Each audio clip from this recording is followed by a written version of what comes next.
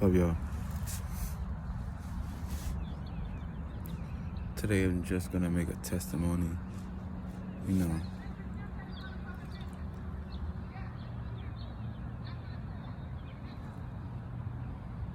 I don't know what they're talking about. But today I'm just gonna talk about my relapse with God. You know, sometimes you're with God a lot. You know, you're talking and communicating and you're really growing. And then that's pretty.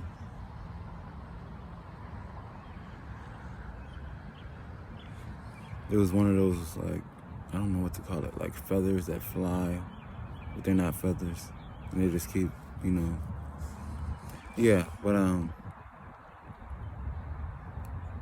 just wanted to, this is actually more to God than to you all, but lately I've been like, he'll set you aside to see how you move without him, even though he's still present.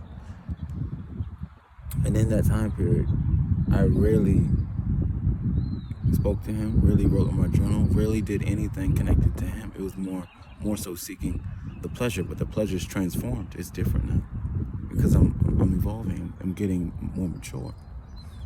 And he's not judging at all. That's the thing. I done went to the strip club twice for no reason. Well, I had reason. It was all to teach me that I'm leaving this stage of my life. That's why it feels different. And since I don't have any mentor, God is saying, you will be your own mentor. You will tell yourself that you're ready to grow. You will tell yourself that it's time to shift. You will tell yourself that you can be reborn. You know. And I want to sincerely apologize to you, God, because, well, I guess it's not necessarily an apology. It is, because some parts of me would say, talk to God, write in your journal, and I would say, I'm trying to buy some weed. I'm trying to find some women. It's not constant, but it's there. I can feel it. And I'll act on that instead of talking to God. And this is what maturity is. Eventually, the pleasures will leave you because not because you don't want it, because you see the bigger picture and without it. That's just where I'm at right now. I understand the bigger picture. Even if whether you want to grow or not grow up, it will find you and it will haunt you and you will act accordingly. That's just how it goes. It passes you by. You either caught the train or you didn't. So I understand I have to catch this train, not just for myself, but those that are coming after me. And they need to know God too, just like I do, and better. But I have to act accordingly and grow first. First line in warfare, that's what they call it. But that's just how it goes, and you have to enjoy the process. I've spent a lot of money on wine, celebrating. I have a few friends from Italy that came by, and all they do is drink wine. And I like wine, but I'm foreign to it. It's like they drink wine like we drink water. They don't say it like, water is wine. White Jesus said it, and black Jesus said it too. Water is wine. Depending on where you are, if you're in the Mediterranean, they're going to see wine like water. We're going to see water like water, and see wine as occasion. But the point I'm trying to make is that there's more to life as you grow. Even though it seems like it's less, there's less pleasure as you grow, but more life. There's less life when you're younger, but more pleasure. Because you don't have the sight to see it. You need experience. You don't know how to truly see the beauty in what God gave us until you gain wisdom. That's part of the deal. It's a little backwards. But in order to understand retrospection, you need experience. You need pain. You need beauty. You need the ugliness of life. You need purity. You need a lot of mixing spices and cinnamons and sweets, and You need a lot of things to make this pie work. This pie, this cake, this creation. And also you need maturity. And I know that. That's why I'm taking this time to apologize, because I know I was behind, but he's saying you're not behind, you're actually ahead. But you need to know that you feel behind, because if I give you things, if I bless you with things, and you're still on this type of time, the blessings will just slip through your hands. You won't even know how to attain it. It'll be right in front of you, but you won't be ready because you were ill prepared. And what he wants most of us is obedience and preparation. If you prepared and not obedient, the devil will pick you. If you obedient then prepared, God will pick you. You know, so I need preparation. I'm close. I can feel it. But I need more refinement. I need to be more clean, more structured as a man in order to really gain and appreciate and understand these blessings for what they're meant for. Because blessings are like gifts. They're meant for something. They're not just like, oh, I got a car. No, what is it meant for? It's actually, oh, I got a vehicle that can take me one place to another place because I always take the bus. God's blessings always have meanings behind it. It's not just, oh, I got this money. What is it for? God's not going to give a crackhead $100 because it's for crack. Everything that God gives you is a blessing for your betterment, if you can see it like that. You know what I'm saying? Now, unless the crackhead said, God, crack is going to make me get a job, then he might actually bless him with that. You know what I'm saying? Because the blessing is a blessing. No discrimination on that. But it's the what for. Because if God's not going to do anything to hurt his children, if it allows his children to fall back, he won't bless you. Because you need to evolve. You need to gain appreciation and wisdom from what he gives you. Because he's God. So he's not just going to give you something to give you something. He can do that to anyone. He's going to give you something with some sort of thoughtfulness behind it. But you know, I'm at this point where I actually kind of want to see what this next stage of my life looks like. You know, it's new. I've never been there. It's mature.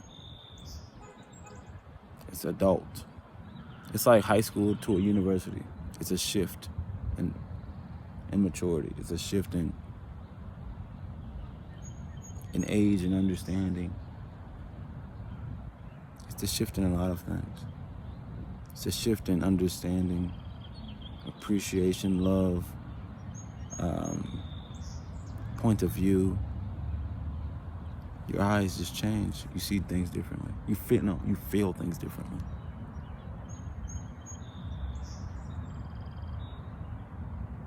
Yeah, it's a beautiful life and a beautiful future for those that can see it. Many of us will fall in this next timeline. But for those that understand God, we will thrive and prevail. I used to have a sort of fear for the future. Now I don't.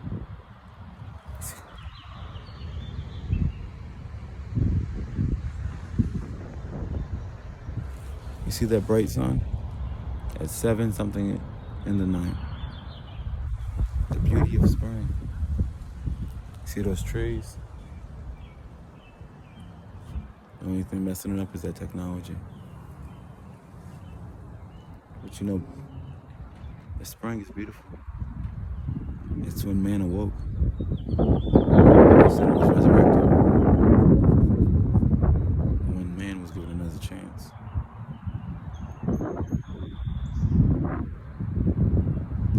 I'm looking forward to the future. I'm looking forward to what God can do for me, for all of us. What God can do for himself. And I'm ready to actually work for it, you know. Because I can do it. I'm just kind of complacent. Sometimes the world just gets so boring and so draining. You just be like, it's not give up, but it's like, why? But then God says, I need you to do some work because you understand why. You understand why for. It's just in the moment. Sometimes it just takes you over. This world is so stupid sometimes. This world is stupid a lot of times.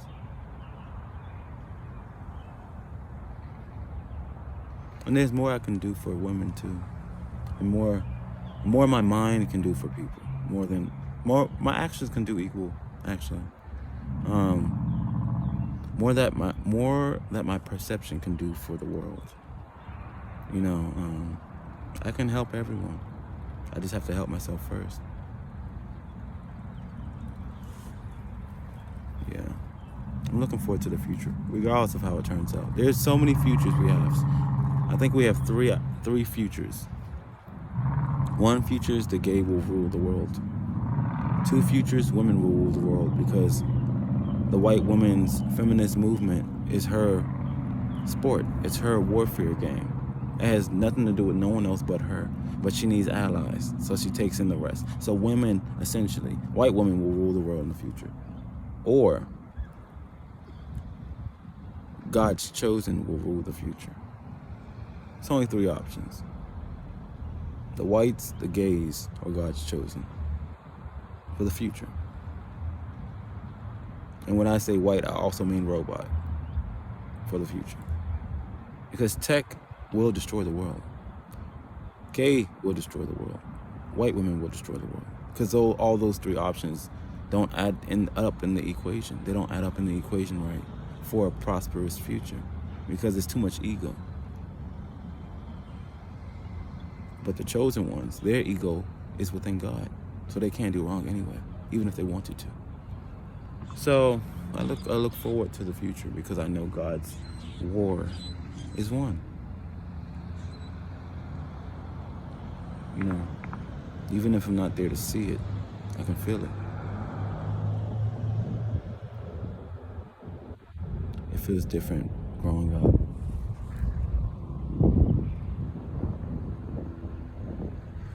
Honestly, I feel like this is a fake world. Because I can barely remember, vaguely remember.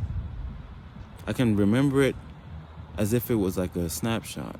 I can barely remember my childhood. I can barely remember my elementary. I can remember it as like snapshots. But the experiences have left me. My teens, it feels like a movie, like a flashback. My 20s, I barely remember. I feel like this is my only life as an adult. Everything else is irrelevant. I feel like even if I want to grab it, I couldn't. If that makes any sense. I feel like I feel like this is a different world. Kind of like hitchhiking to a different car. Like taking a trip halfway in one car and then someone saying, all right, the car broke down, jump in a new car. I feel like going into that new car.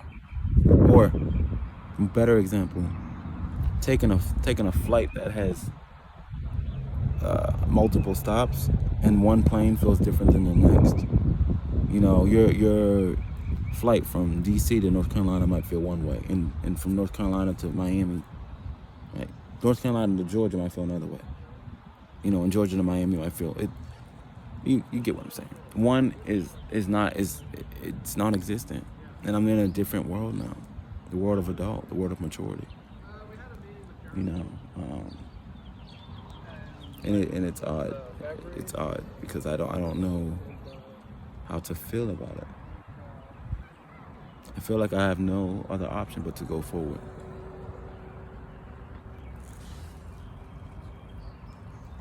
Life is different. Life almost feels fake. Like, I know the industry's fake, but life itself almost feels like it's scripted. Like, it feels like a TV show. I don't know how to explain that, but it feels almost like it's written. Like you're living in a book, but you're also the character playing in the book. Like you're moving, but it feels like it's like you're flowing into the pages. Like it's already written. Like you don't even have free will, because it's already. I think you do actually. I think God's his spiritual book was already written. And if you can be the character that he wrote for you in his book inside of our book, that's free will. You choose. Or you can make your own story and write your own. Free will. But both choices might not have the same destination. So it's your choice to align with who you want to align with spiritually. There's only two options. Positive or negative. Your choice. No right or wrong answer. But I do, as I said before, I do want to apologize to God, because even though he said it's okay, I know I can feel it when I'm not in that mood. I'm not in the mood. And not in a bad way. I'm just not in the mood to talk to God. It's like everything's so confusing. I'm still trying to process what this even, like, what's going on. Like, I'm grown, but not grown, and I'm forced to be more grown I can feel future. I can feel wife and children. And I'm like, God keeps saying, like, get ready, mature yourself. Because you're going to be a good father, but it's like, the clock is ticking, and it's a spiritual clock. It's not here. So it's like, I can only dictate how fast I move to this. It just feels weird. I'm like, is this even real? Like, this just feels so weird. It feels so weird. But yeah, I just feel like, it's my time to see the new. It's my time to see what I can do next. What's my potential? You know what I'm saying?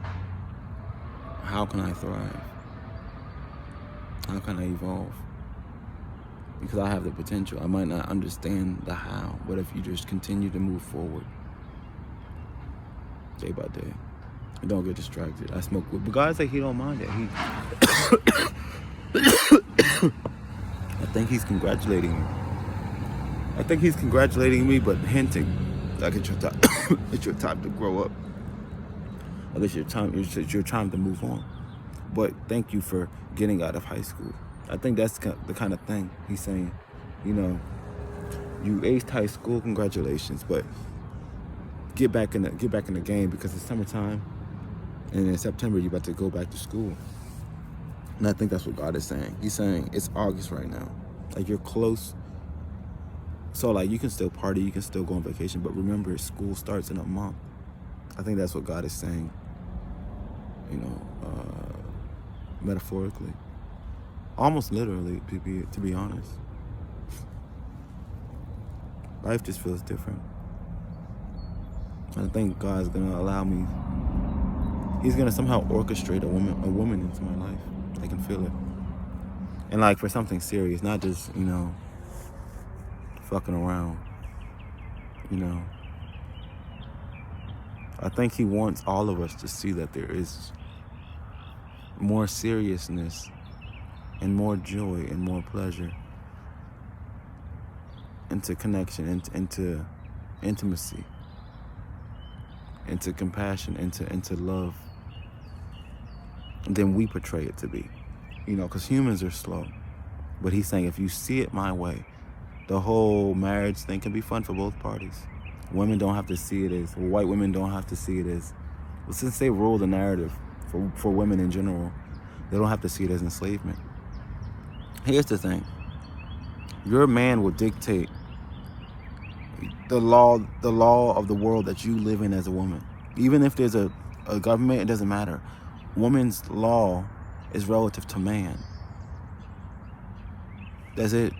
So, depending on who she chooses as law, she gonna live a better life, worse life, great life. It's like whatever president we pick, we made that choice. So it really ain't if the president is either gonna do right or wrong. It doesn't matter. Who did we vote for? That's how I see the women game relative to men. Like, who did y'all voted for that? So, you know what I'm saying? You can't cry out and say, we want y'all keep perpetuating these type of men that you all deem as narcissists or not emotionally adept. You all made these choices, And as for men, we can't get mad when we have the baby mother. It's like y'all chose to have children with these women.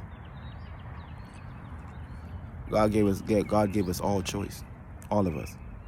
So when we make these decisions and we get mad, oh yeah, she don't know. You wasn't saying that when y'all was fucking. You lose the sight of mind when you're in delusion, when you're in a way that isn't with him. You go astray, you lose sight. And then you flash back. You got 3 children. See how that worked? So take life day by day and ask God to lead you, because he'll lead you into the future that, even if it's simplistic, the future that is meant for you. Like I always told God, I said, give me enough money to be secure. Give me enough money to have a wife and children and not bug out and have to go crazy because the white man about to make another coronavirus or make the economy go up, all that type of extra shit. Like, I just ask for simple things. Give me a wife that has a freak side but is still conservative. These are the desires that I have. I'm talking to God like he's a person, because if you love God, you're gonna do the work of him anyway. But it's like he's asking you, what do you want for Christmas?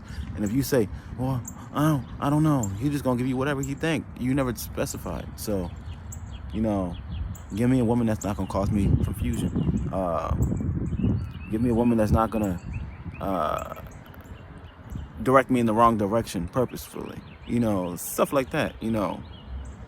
Because life is easy if you understand what your part is and what the other person's part should be.